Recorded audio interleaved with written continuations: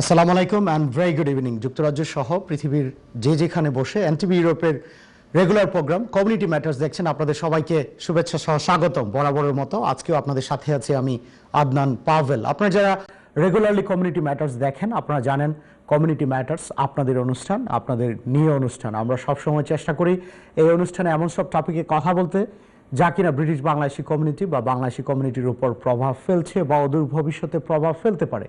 আজও তার ব্যতিক্রম নয়। আজকে আমরা খুব ইম্পর্টেন্ট একটা টপিকে কথা বলবো। আজকে আমরা কথা বলবো an analysis of the current pandemic situation from the perspective of the UK, এবং অ্যাজ অলওয়েজ আমরা সবসময় চেষ্টা করি আমাদের অনুষ্ঠানে এক্সপার্ট যারা আছে তাদেরকে নিয়ে আসার জন্য, এবং আজও তার ব্যতিক্রম নয়। আজকে আমাদের সাথে তিনজন এক্সপার্ট জয়েন করেছে এবং ওনারা আজকে ওনাদের ওপিনিয়ন, ওনাদের অভিজ্ঞতা আমাদের সাথে শেয়ার করবে। আপনাদের যদি কোনো প্রশ্ন থাকে, কোনো অভিমত থাকে, আমাদের স্ক্রিনের নিচে যে ফোন নাম্বার আছে সেই ফোন নাম্বারে আপনারা কল করতে পারবেন বা আমাদের ইমেল অ্যাড্রেসে আপনারা যোগাযোগ করতে পারবেন। আপনারা কিন্তু এই অনুষ্ঠান যুক্তরাজ্যে যারা আছেন তারা স্কাই 780-তে এই অনুষ্ঠান দেখতে পাচ্ছেন। তাছাড়াও কিন্তু পৃথিবীর যে প্রান্তেই থাকেন না কেন আপনারা সোশ্যাল মিডিয়ার মাধ্যমে, ফেসবুক লাইভের মাধ্যমে এবং আমাদের ওয়েবসাইটের মাধ্যমে আপনারা এই অনুষ্ঠান দেখতে পাচ্ছেন। এনটিভি আমরা বর্তমানে বার্ব প্ল্যাটফর্মে আছি। সো আপনারা নিজেরা এনটিভি দেখবেন এবং আপনারা অন্যদেরকে অনুপ্রাণিত করবেন, আমরা সে আশাই করব। আমি প্রথমে পরিচয় করে দেব আমার প্রথম গেস্ট জনাব ইফতি ইসলাম। জনাব ইফতি ইসলাম is Chairman of Asian Tigers Capital Partners. Janab Ifti Ahmed, previously he was working as a managing director of City Group London from 2004 to 2007. He was also chief strategist for Deutsche Bank, and he has been involved with number of very well-known investment sectors. He has been involved with public-private partnership between UK and Bangladesh as well. So he has an excellent portfolio when it comes to economy, when it comes to investment banking, when it comes to economy. So Ifti Islam, আপনাকে অনেক অনেক ধন্যবাদ আজকে আমাদের সাথে join করার জন্য। Thank you so very much for your time. আমাদের সাথে আরও জয়েন করেছেন doctor Khandakar Mehedi Akram, MBBS, MSc, PhD. He is working as a senior research associate, faculty of medicine of University of Sheffield, UK. He is also a very well-known scientist, and he has been working relentlessly making people aware of what has been happening in terms of medical technicality during this pandemic. Dr. Khandakar Mehedi Akram, আপনাকে অনেক অনেক ধন্যবাদ আমাদের সাথে join করার জন্য। ধন্যবাদ আমাকে সাথে নেওয়ার জন্য। Thank you. আমাদের সাথে আরও জয়েন করেছেন very well-known media personality and teacher. She is also quite involved with the community, particularly with cultural organization. We have seen her activities and events during আমাদের Bangladesh Independence Day, Shohid Dibosh, Bijoy Dibosh. She has been quite involved with the cultural organization. She is also a parent. Tania Rahman, আপনাকে অনেক অনেক ধন্যবাদ আমাদের সাথে join করার জন্য। ধন্যবাদ আমাকে আমন্ত্রণ জানানোর জন্য। Thank you so very much. আমি প্রথমেই জনাব ইফতি ইসলাম, আমি প্রথমে আপনার কাছে চলে যাব। Considering the success of the vaccination programme in the UK, do you think UK will be the first major economy in the world to reopen is as usual business, as usual economic activities before any of its competitor? Well, let's hope, because the UK was one of the worst performing economies in the world in 2020. GDP declined by 9.9%. That's the worst since the Great Frost of 1703. A huge economic contraction. In terms of why the UK suffered so much last year, yes, Brexit was one factor, Brexit uncertainty, but definitely the UK suffered one of the highest per capita death rates and highest caseloads. By contrast, in 2021, we can at least take some relief from the UK's success in the vaccination program. It's amongst the developed countries, it's vaccinated more than 20% of the population. It's way ahead of the EU and the US. So that does give some grounds for optimism, but I would still say that there are some headwinds for the UK. So I do expect the economy to see a reasonably strong rebound over the summer. But we'll have to wait and see how the UK's Brexit experience, especially for smaller companies dealing with Europe, how that weighs on economic growth. We have to see whether there's a risk of tax rises. The Chancellor is going to announce the budget next week.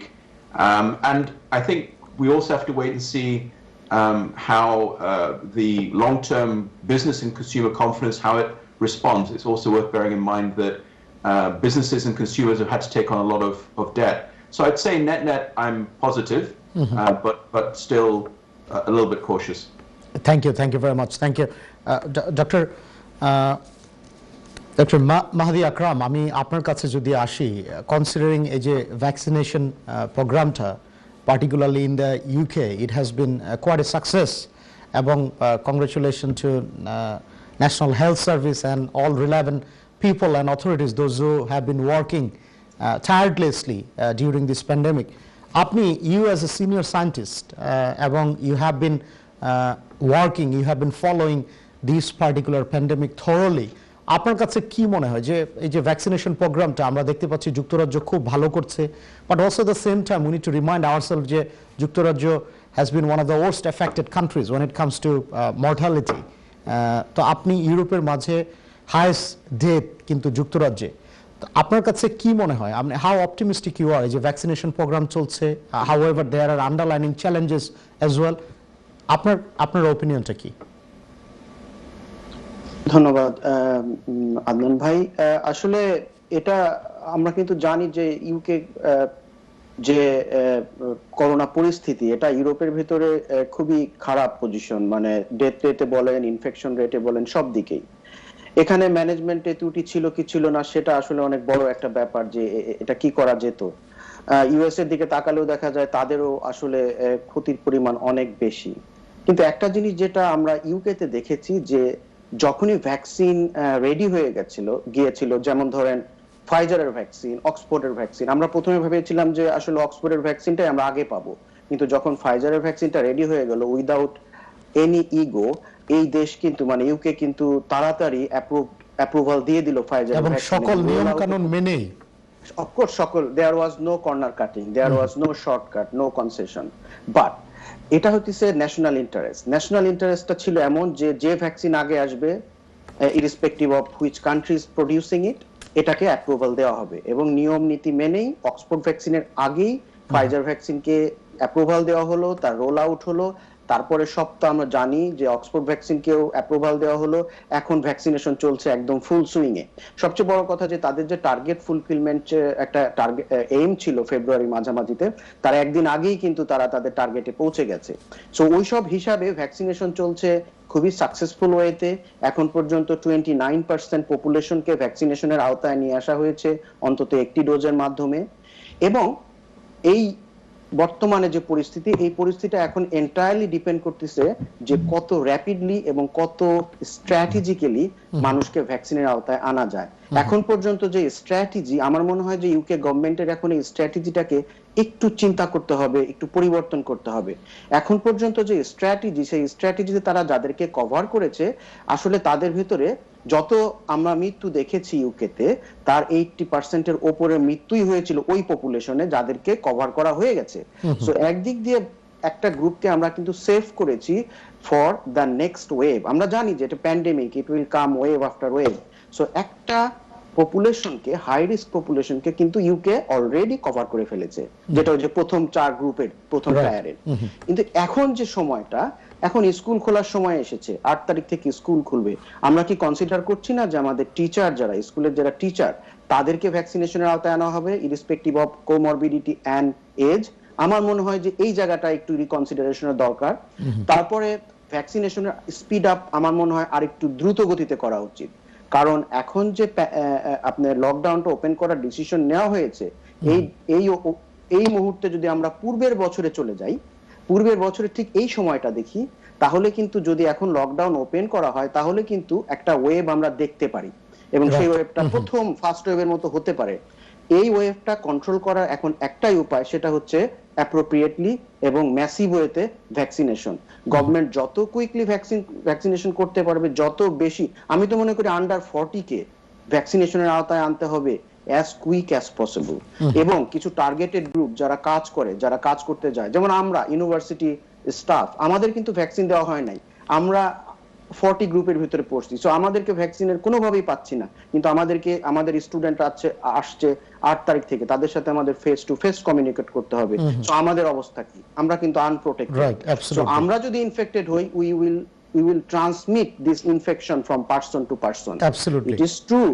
A group of people are safe. We believe that they are safe. We don't know yet. We believe that they are safe. But there এবং are scientific facts and figure দেখা যাচ্ছে যে it is working, but আপনার কনসার্নটা হচ্ছে যে যদি এই vaccination প্রোগ্রামটা আরো দ্রুত করা না হয়, এবং আমরা যেহেতু দেখছি যে British prime minister already face by face কিভাবে ইউকে আবার রিওপেন করবে সেই ব্যাপারে উনি ডিক্লারেশন দিয়েছে, এখন যদি দ্রুত সবাইকে ভ্যাকসিনেশনের আন্ডারে না নিয়ে আসে, পার্টিকুলারলি যারা এডুকেশন সেক্টরে আছে, সেই ক্ষেত্রে আপনি বলছেন স্কুল রিওপেনিং বা এডুকেশন ইনস্টিটিউশন রিওপেনিং এর ক্ষেত্রে আবার এই ফার্স্ট ওয়েভের মতন আবার এই ওয়েভটা ফেরত আসে কিনা, তখন যে প্রোগ্রেসটা মেক করেছে সেটা হয়তো বা আবার ব্যাহত হতে পারে, তাই না? জি, কারণ there would be no lockdown in March, April, May. এই টাইমটা হইতেছে ফার্স্ট ওয়েভ। আপনি যদি 2020 তে যান, দেখবেন যে ফার্স্ট ওয়েভটা ছিল এই সময়টাতে, এবং সেখানে ইনিশিয়াল কন্ডিশন বা নাম্বার অফ কেসেস ছিল মাত্র 30 জন সপ্তাহে, আর এখন সেটা হয়েছে প্রায় 8000 কেসেস পার ডে। সো একটু খেয়াল করতে হবে যে we are in a serious condition. So if our vaccination doesn't work properly, we might see another wave just like first wave. I'm not making any panic or anything. I'm just putting my absolutely মানে cautious, being cautious, and also at the same time there has been some good work in terms of vaccination. However, there are few other areas that the government needs to take into consideration as well. Thank you so very much. Thank you, Dr. Mahdi Akram. Thank you so much. আমরা আবার আপনার কাছে ফেরত আসবো আপনার expert ওপিনিয়নের জন্য, and thank you for following this particular topic, and thank you for working so tirelessly on this particular topic. You have been doing a great work. Thank you so very much. Thank you. Tania Rahman, আমি যদি আপনার কাছে ফেরত আসি, আপনি নিজে একজন অভিভাবক। আমরা জানি যে ইংল্যান্ডে কিন্তু মার্চের 8 তারিখ থেকে স্কুলগুলো আবার রিওপেন হচ্ছে। আপনি একজন অভিভাবক হিসেবে কতটা সেফ ফিল করেন? আপনার কাছে কি মনে হয়, এটা কি do you think it would be safe to reopen the school? আপনি প্যারেন্টস হিসেবে আপনি কি কনসার্ন নাকি আপনি অপটিমিস্টিক? আপনি কি মনে করেন? ধন্যবাদ। আমি ওই ডক্টর মাহাদি ভাইয়ের সাথেও কিছুটা একমত এটা পোষণ করব যে স্কুলের যে স্টাফরা আছে তাদেরকে ভ্যাকসিনেটেড করলে আসলে দুদিক থেকে এটা উপকার হতো, যে স্টাফরা সেফ থাকতো, অলসো আমরা আমাদের বাচ্চাদেরকে ওখানে স্কুলে পাঠাচ্ছি, তো আমাদের এটা তো একটু কনসার্ন থাকেই যে আমরা কোথায় পাঠাচ্ছি, ওরা সেফ থাকবে কিনা। অবভিয়াসলি এডুকেশনটা important, but safety and staying alive is most priority আমাদের, সেটা ক্রুশাল। সো আমাদের স্কুলে পাঠানোর সময় চিন্তা করতে হবে যে বাচ্চাটা কোথায় যাচ্ছে, সেফ হ্যান্ডে থাকছে কিনা, এন্ড অলসো যখন বাসায় আসছে ওখান থেকে আবার কিছু নিয়ে আসছে কিনা ভাইরাস ওয়াইজ। তো আমি অবভিয়াসলি এটাতে একটু অ্যাংশাস আছি অ্যাজ এ প্যারেন্ট, অ্যাংশাস যে ঠিকঠাক মতো থাকবে কিনা, ওখানে সবকিছু সেফটি মেজার গুলো নেওয়া হচ্ছে কিনা ঠিক মতো। অ্যাকচুয়ালি বেসিক্যালি আমরা রিঅ্যাসুরেন্স চাচ্ছি প্যারেন্টসরা গভর্নমেন্টের কাছ থেকে কিংবা স্কুল স্টাফ থেকে। সো গভর্নমেন্ট তো প্রাইম মিনিস্টার তো বলছে, এডুকেশন সেক্রেটারি, প্রাইম মিনিস্টার ওনারা তো বলছে যে ওনারা এনাফ রিস্ক অ্যানালাইসিস করেছে, ওনারা মিটিগেটিং যেই ধরনের ব্যবস্থাগুলো নেওয়া উচিত, they are taking all necessary precautionary measure, they have done their risk analysis before they made that decision. তো আপনি কি এখনো আপনারা শঙ্কিত? আমি স্কুলের একজন স্টাফ, আমিও সেক্ষেত্রে আমি জানি যে কি কি মেজারমেন্ট গুলো নেওয়া হয়েছে। সেক্ষেত্রে আমি বলবো হ্যাঁ, গভর্নমেন্ট সত্যি সব যতটুকু প্র্যাকটিক্যালি নেওয়া সম্ভব এই মুহূর্তে সবকিছু নেওয়া হয়েছে, এবং ডক্টর মাহাদি ভাই যেটা বললেন যে ভ্যাকসিনেশনটা আরো স্পিড আপ করা উচিত অ্যাজ এ কি ওয়ার্কার হিসেবে স্কুল স্টাফদের জন্য, এটা যদি পদক্ষেপটা নেওয়া হয় আমার মনে হয় কনসার্নটা, অ্যাংজাইটিটা আরেকটু কমবে এবং আমরা রিস্কটা আরো মিনিমাইজ করতে পারবো। তো সেফটি মেজারমেন্ট নেওয়ার পরেও অ্যাজ এ প্যারেন্ট হিসেবে কিছুটা শঙ্কা তো মনে থেকেই যায় বাচ্চার নিরাপত্তার জন্য। আমি এখানে তানিয়া রহমান, আমি thank you so much for expressing your concern, এবং আপনি খুব সুন্দর করে গুছিয়ে বলেছেন যে গভর্নমেন্টের কি করা উচিত এবং গভর্নমেন্ট অলরেডি কি করছে। এখানে আমরা দেখতে পাই পার্টিকুলারলি বাবা মারা যখন বাচ্চাদেরকে স্কুল থেকে নিয়ে আসতে যায় বা ড্রপ করতে যায়, তখন তারা একটা গ্যাদারিং বা একসাথে হওয়ার একটা প্রবণতা থাকে। Of course we are social being, social contact, এগুলো ইম্পর্টেন্ট, বাট তাদেরও কি যথেষ্ট সচেতন হওয়া উচিত না? আপনি কি মনে করেন? অবশ্যই, আসলে আমরা we are all in this together. শুধু গভর্নমেন্টের পার্ট করলে হবে না, আমরা যারা প্যারেন্টস আছি, হ্যাঁ, আমাদের সবারই দায়িত্বের মধ্যে এটা পড়ে যে আমরা আমাদের সতর্কতাটা অবলম্বন করব। গভর্নমেন্টস রুলস গুলো, গাইডেন্স গুলো এবং এনএইচএস থেকে যেগুলো দেয়া আছে।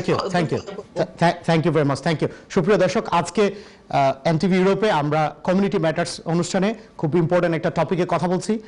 সুপ্রিয় দর্শক, বিরতির পর আপনাদের সবাইকে আবারও আমন্ত্রণ কমিউনিটি ম্যাটার্স অনুষ্ঠানে। আজকে আমরা খুব ইম্পর্টেন্ট একটা টপিকে কথা বলছি। আমরা আজকে রিসেন্ট বর্তমান যে পরিস্থিতি যুক্তরাজ্যে, বর্তমান করোনা ভাইরাস প্যান্ডেমিকের যে পরিস্থিতি যুক্তরাজ্যের প্রেক্ষাপটে, আমরা তা নিয়ে কথা বলছি। এবং আজকে আমাদের সাথে তিনজন ইম্পর্টেন্ট গেস্ট জয়েন করেছে। আমাদের সাথে সিনিয়র ইনভেস্টমেন্ট ব্যাংকার ইফতি ইসলাম জয়েন করেছে। আমাদের সাথে আরও আছে সিনিয়র সায়েন্টিস্ট ডক্টর মাহাদি আকরাম, আমাদের সাথে টিচার অ্যান্ড কালচারাল অ্যাক্টিভিস্ট এবং প্যারেন্টস হিসেবে আমাদের সাথে জয়েন করেছে Tania Rahman.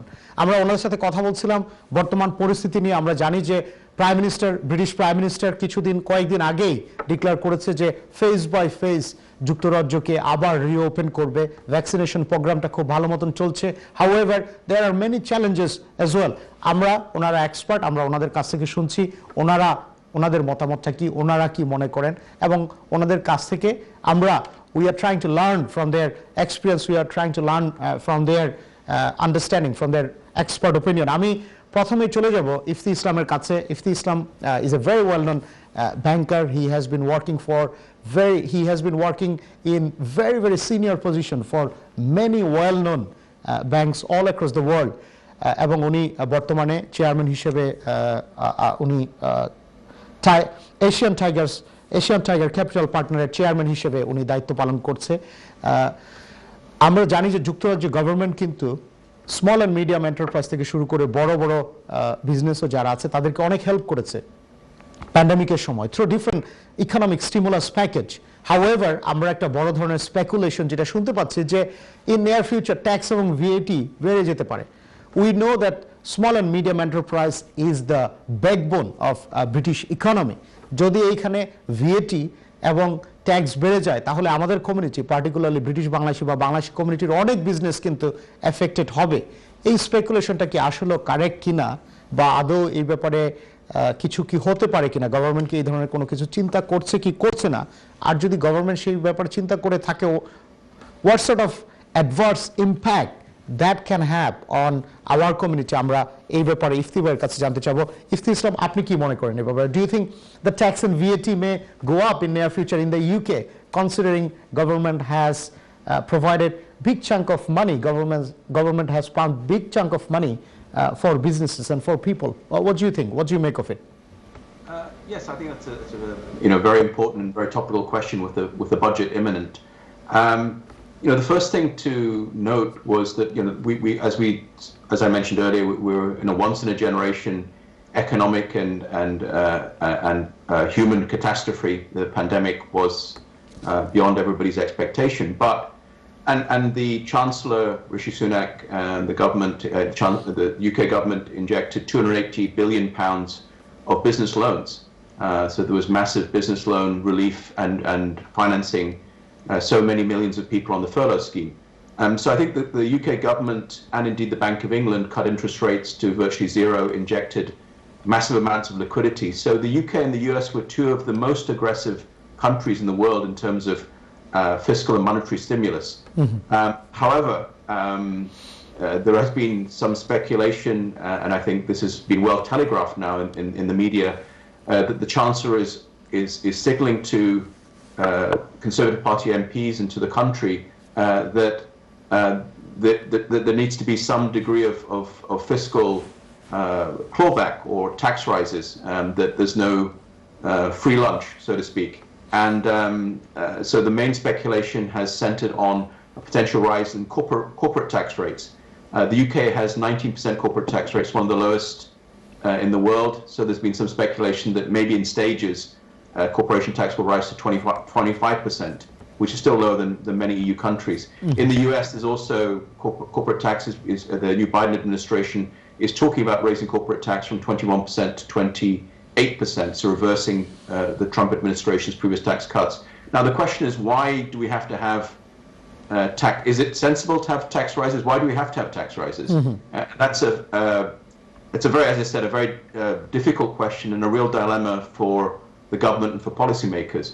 On the one hand, we said earlier that yes, the UK might grow at around the IMF is forecasting the UK will grow at 4.5% in 2021, but that's after almost a 10% decline in 2020. So we won't be back to GDP, the level of GDP until the end of 2022. So the recovery is fragile, there's lots of uncertainties. So why raise taxes at all? Well, firstly, the budget deficit by the end of March, the end of this fiscal year, is forecast to rise to almost 400 billion pounds, which is a historic high. The debt to GDP ratio, so the national debt, is going to be is now forecast to be above 2 trillion pounds, and the debt to GDP ratio is now almost 100%, 99.4%. What does all this mean? Why does it matter? Well, we got a little bit of a taste last week in global financial markets as to why, as I said before, there's no free lunch. I mean, in 2020, many economic policy makers and indeed financial markets thought there was a free lunch. You can spend unlimited amounts of money and cut interest rates and inject massive liquidity, and there's no cost. But obviously, if there was no cost to giving money away free, the government should do that indefinitely. Why should anybody work? Why doesn't the government just give massive subsidies and tax cuts? There obviously is a limit. And we began to see what these limits are, because last week, at the end of the week, we saw the FTSE, the stock market, falling 2.5%. We saw bond yields in the UK and indeed around the world spike to one-year highs. And these things are related. So again, in the interest of time, I won't go into the macroeconomic details, but basically what the financial markets are worried about is that the inflation risks, so the risks of price rises and reflation, are growing.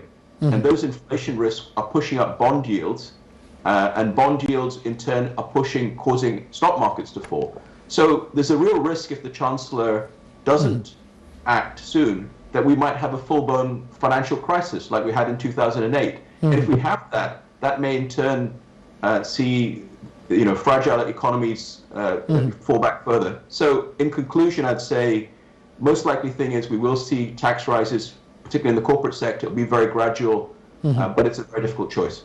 Right. And what would be its implication on British Bangladeshi community, particularly knowing that a big chunk of our businesses actually small and medium enterprise. So what would be, do you think our community, our business community, British Bangladeshi business community, will be adversely and disproportionately affected if there is any rise of VAT and tax in near future? Well, I think everybody's going to be adversely affected. I think that there are 11,000 British Bangladeshi-owned restaurants. So clearly the restaurant sector has been tremendously badly affected. So the opening of restaurants will be a good thing. But I think that even beyond the tax rises that are set to come, I think that it's very important that the people embrace the opportunities in the digital economy. Along with the British Bangladeshi Chamber of Commerce, Bashir Ahmed and a group of other business people, entrepreneurs, we're forming a platform to encourage digital entrepreneurship in the British Bangladeshi community.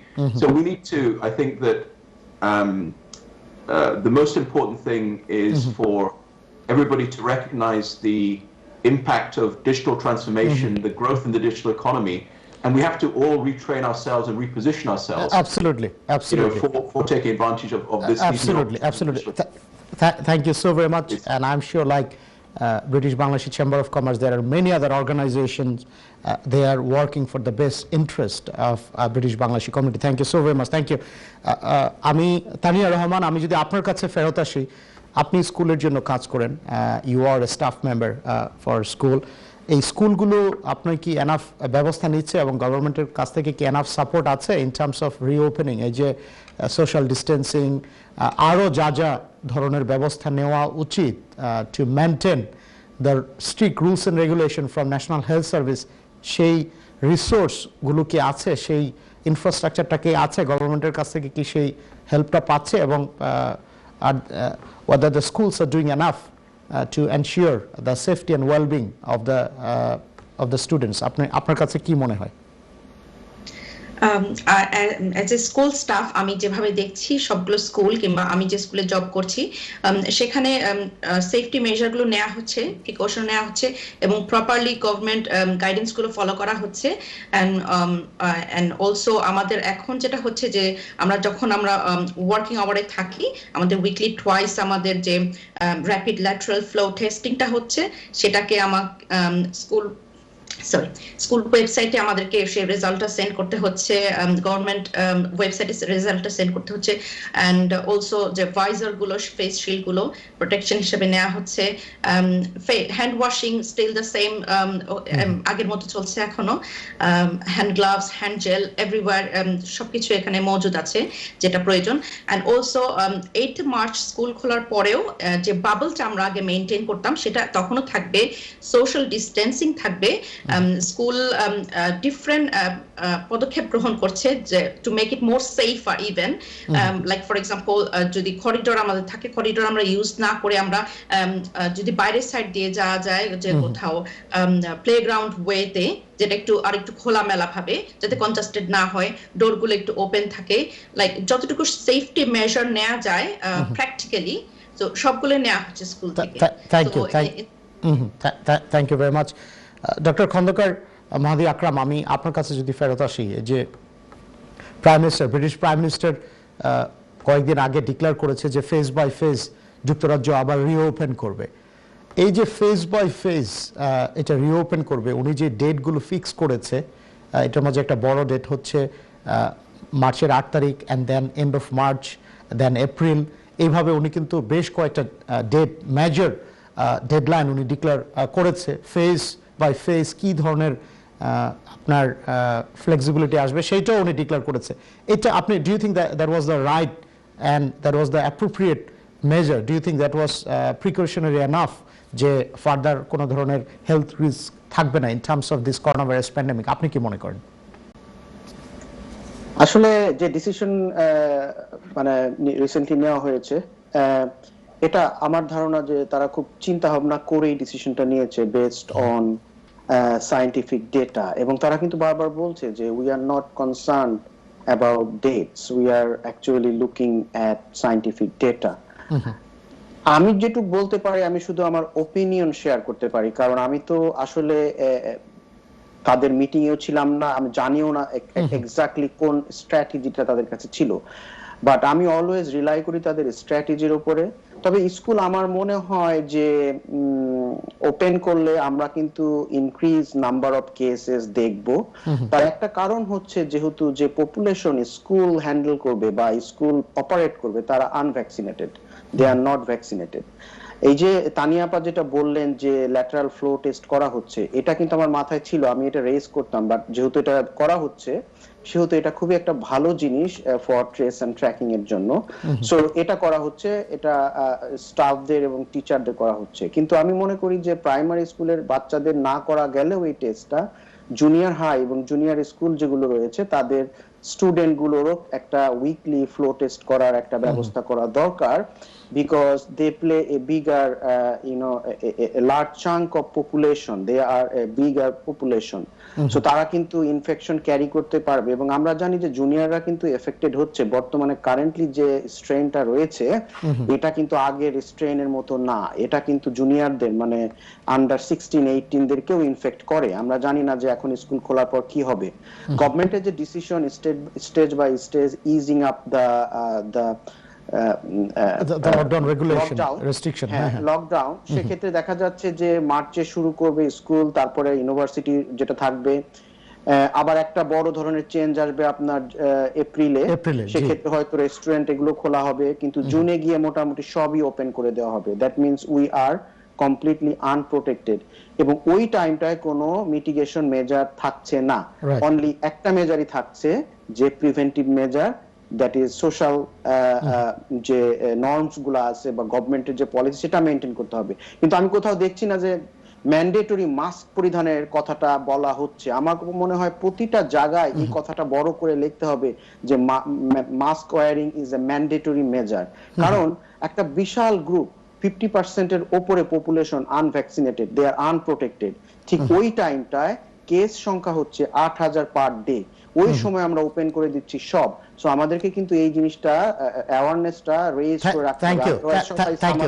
Thank you doctor Khandakar Mahadi Amin, Mahadi Akram, thank you so very much. প্রিয় দর্শক, বিরতির পর আপনাদের সবাইকে আবারও আমন্ত্রণ community matters অনুষ্ঠানে। আজকে আমরা কথা বলছি যুক্তরাজ্যের প্রেক্ষাপটে বর্তমান করোনা ভাইরাস সিচুয়েশনটা নিয়ে, এবং এই টপিকে কথা বলার জন্য আমাদের সাথে 3 জন এক্সপার্ট জয়েন করেছে। আমাদের সাথে ইনভেস্টমেন্ট ব্যাংকার ইফতি ইসলাম জয়েন করেছে, আমাদের সাথে আরও আছে senior scientist doctor Khandakar Mahadi আকরাম, আমাদের সাথে আরও জয়েন করেছে cultural media personality and teacher Tania Rahman. আপনাদের 3 জনকে অনেক অনেক ধন্যবাদ আজকে আমাদের সাথে জয়েন করার জন্য। আমি প্রথমেই চলে যাব তানিয়া রহমান আপনার কাছে। আমরা জানি যে ডক্টর মাহাদি খন্দকার আগের সেগমেন্টে বলছিল যে যখন ইকোনমি অ্যাজ ইউজুয়াল অ্যাক্টিভিটিস যখন নতুন এই যে ফেজ বাই ফেজ ওপেন করা হবে, তখন কিন্তু রেস্ট্রিকশনটা অনেক কমে যাবে, তখন কিন্তু এই ভাইরাস ছড়ানোর বা আরেকটা ওয়ে ফেরত আসার একটা বড় ধরনের সম্ভাবনা আছে। আমরা আশা করি এরকম কোনো কিছু না হোক, তারপরেও কিন্তু একটা সম্ভাবনা আছে। সেই ক্ষেত্রে আমাদের ব্যক্তিগত সচেতনতা কিন্তু খুবই গুরুত্বপূর্ণ। আপনি নিজে একজন অভিভাবক, আপনি স্কুলের টিচার, আপনি যদি বলেন আপনার অভিজ্ঞতা থেকে, আপনি অনেক কালচারাল ফোরামের সাথে এবং অনেক সোশ্যাল অর্গানাইজেশনের সাথে আপনি সম্পৃক্ত আছেন, কালচারাল এবং সোশ্যাল অর্গানাইজেশনগুলো এই ব্যাপারে পাবলিক অ্যাওয়ারনেস রেইজ করার জন্য ওনারা কি ধরনের প্র্যাকটিক্যাল অ্যাক্টিভিটিস বা ওনারা কি ধরনের ভূমিকা পালন করতে পারে? তানিয়া রহমান। ধন্যবাদ। কালচারাল যে অর্গানাইজেশন গুলো আছে তারা বিভিন্ন ধরনের ইভেন্ট এবং টক শো কিংবা পোস্টার পাবলিশের মাধ্যমে অ্যাওয়ারনেস ক্রিয়েট করতে পারে। অলসো বাচ্চাদেরকে বিভিন্ন প্রোগ্রামের সাথে ইনভলভ করতে পারে এবং বিভিন্ন ধরনের প্রোগ্রামের অ্যারেঞ্জ করতে পারে, যেটার মাধ্যমে বাচ্চাদেরকে জানানো যায়, ইনফরমেশন দেওয়া যায়, মোর ইনফরমেটিভ হবে এবং অ্যাওয়ারনেস ক্রিয়েট করা যাবে বাচ্চাদের মাঝে, এবং সাথে সাথে পাশাপাশি বাবা মারাও এখান থেকে জানতে পারবে। সো আমি মনে করি কালচারাল অর্গানাইজেশন গুলো আরো বেশি মোর যদি ইভেন্টের মাধ্যমে কিংবা পোস্টার ক্রিয়েটের মাধ্যমে এবং অন্যান্য স্পিচ অ্যাওয়ারনেস স্পিচ গুলো আছে এগুলো যদি আরো বেশি করে পাবলিশ করে, তো জনগণ আরো বেশি ইনফরমেশন পাবে এই সম্বন্ধে। Thank you very much. এবং আপনি অনুষ্ঠানের শুরুতে খুব সুন্দর করে একটা কথা বলেছেন যে গভর্নমেন্টের দায়িত্ব গভর্নমেন্ট পালন করবে, আমাদের দায়িত্ব আমাদেরকে পালন করতে হবে, আমাদের নিজের জায়গা যার যার স্ব অবস্থান থেকে আমাদেরও দায়িত্ব পালন করতে হবে। Thank you so very much. Doctor Khandakar Mahadi Akram, আমি আপনার কাছে যদি জানতে চাই, আমরা জানি যে এই প্যান্ডেমিকে কিন্তু পার্টিকুলারলি যুক্তরাজ্যে বাংলাদেশি কমিউনিটি খুব ডিসপ্রপোর্শনেটলি এফেক্টেড হয়েছে in terms of infection rate, মৃতের হার, সকল সেক্টরেই কিন্তু এখানে অনেক সোশিও ইকোনমিক পলিটিক্যাল অনেক ইস্যু আছে। We do not want to discuss debate about all those matters. Going forward আপনার কি রেকমেন্ডেশন থাকবে যখন এই ফেজ বাই ফেজ আবার যুক্তরাজ্যের বিভিন্ন অ্যাক্টিভিটিসগুলো সরকার খুলে দেবে, সেই ক্ষেত্রে আমাদের কমিউনিটির প্রতি আপনার কি অ্যাডভাইস থাকবে যে আমরা প্র্যাকটিক্যাল কি স্টেপ নিতে পারি to keep our self safe, to keep our friends and family and our relative safe? ধন্যবাদ। এটা দুঃখজনক হলেও সত্য যে আমাদের কমিউনিটি ওয়ার্সলি এফেক্টেড, এন্ড যেটা এখন দরকার আমাদের কমিউনিটি, আমাদের বাঙালি যারা, তাদের জন্য যে তারা যেন তাদের স্বাস্থ্যবিধিটা আসলে রিয়েলি কেয়ারফুলি মেনটেন করে, বিশেষ করে মাস্ক এবং মাস্ক পরিধান এবং সোশ্যাল গ্যাদারিং এ না যাওয়া।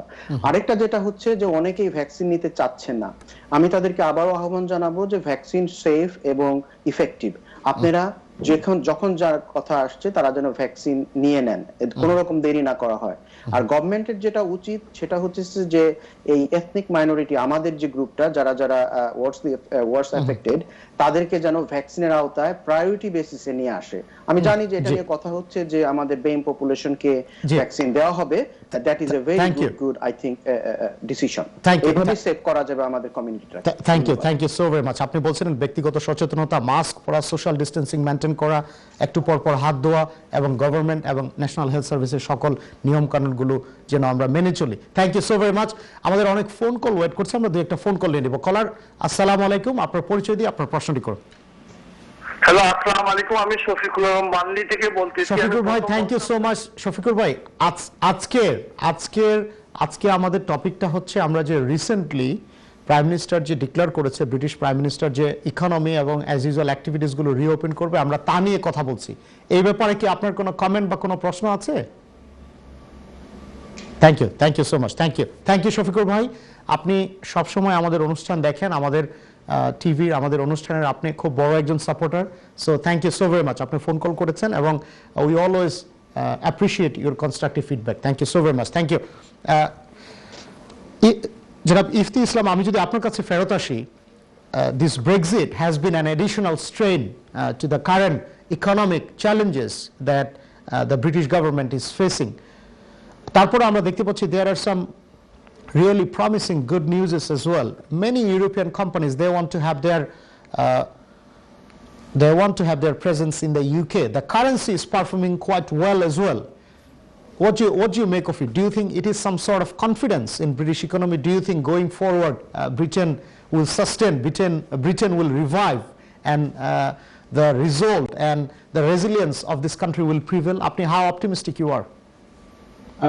Well, unfortunately mixed.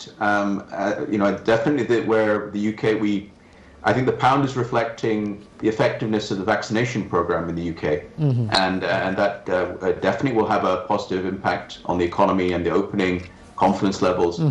But Brexit is proving to be even more of a disaster than people had feared, and for companies, especially small companies, many tens of thousands, even hundreds of thousands of entrepreneurs are struggling with the Brexit regulations. I think that cross-border trade to the EU has fallen dramatically. And I would just correct you by saying I don't think European companies want to be based in the UK. Most companies want to steer clear of the UK now because it's so hard to export. UK companies are actually establishing operations in the EU because they can't export.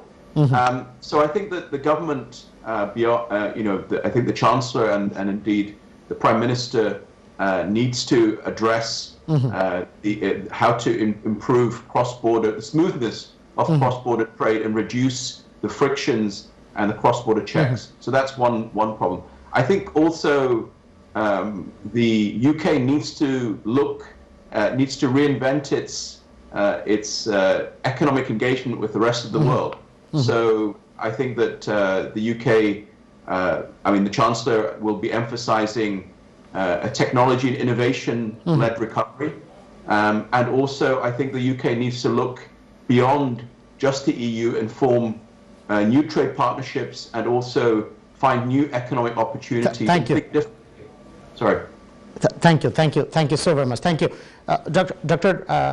Khandakar Mahadi Akram, আমি আপনার কাছে যদি ফেরত আসি, যুক্তরাজ্য নিজে vaccination প্রোগ্রামটাতে খুব ভালো করছে, কিন্তু এটা একটা কিন্তু global crisis, this is a global pandemic.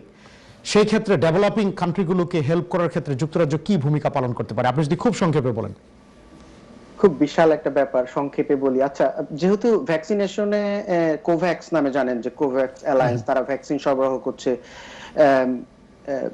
লো এবং মিডল ইনকাম কান্ট্রিগুলোতে। এখন অক্সফোর্ডের যে ভ্যাকসিন, তারা কিন্তু যে কাজটা করেছে এটা একটা বিরাট ব্যাপার কোভ্যাক্সকে হেল্প করার জন্য। কোভ্যাক্সের যে পরিমাণ ভ্যাকসিন লাগবে এই ফার্স্ট ইয়ারের জন্য 2021 এর জন্য, তার অর্ধেকই কিন্তু আপনার এই অক্সফোর্ড অ্যাস্ট্রাজেনিকা থেকে আসছে, অথবা সেরাম ইনস্টিটিউটের অ্যাস্ট্রাজেনিকা ভ্যাকসিনটাই আসছে। এই যে 1.3 বিলিয়নের হাব যে ভ্যাকসিনটা, এটা কিন্তু ডাইরেক্টলি অথবা indirectly it is a product of UK. So এবং এটা আপনার প্যাটেন্ট ওপেন করে দেওয়া হচ্ছে, চিপ প্রাইস করা হচ্ছে, কোনো লাভ করা হচ্ছে না। আমি তো মনে করি যে ওয়ার্ল্ডের জন্য এটা এককভাবে ইউকের একটা যথেষ্ট বড় অবদান। সো আমি মনে করি যেটা খুব ভালো কাজ করছে। Thank আরেকটু you. যেটা করা দরকার যে WHO এবং কোভ্যাক্সকে আরো বেশি সাপোর্ট দেওয়া দরকার, স্ট্র্যাটেজিক্যাল সাপোর্ট, যাতে Thank you. অন্যরাও ঠিক একই পথটা অনুসরণ করে। থ্যাংক ইউ, ধন্যবাদ। Thank you very much, thank you.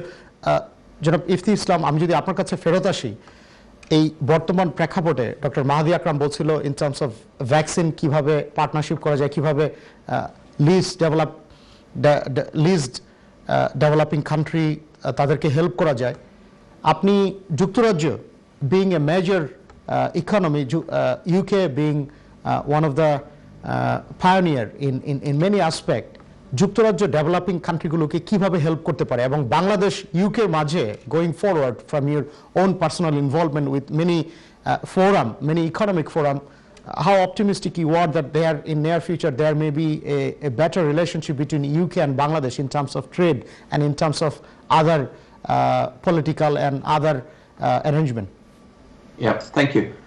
Well, I'm optimistic that there is significant scope for increasing trade and deepening economic relations between the UK and Bangladesh. But I would just again correct something you said, or have a slight different opinion. It's not for the UK to help Bangladesh. I think this mindset is actually for both countries to find a mutually beneficial. Absolutely, absolutely, absolutely, I mean, it's worth bearing in mind that in 2020, the UK was one of the worst performing economies. Economy contracted by almost 10%, as I mentioned before. Bangladesh was actually the best performing economy in the world. The economic growth was plus 4%. So minus 10% the UK, plus 4%. Moreover, a country like Bangladesh has been growing at around 6.5%, 7% consistently. It's now growing almost 8%.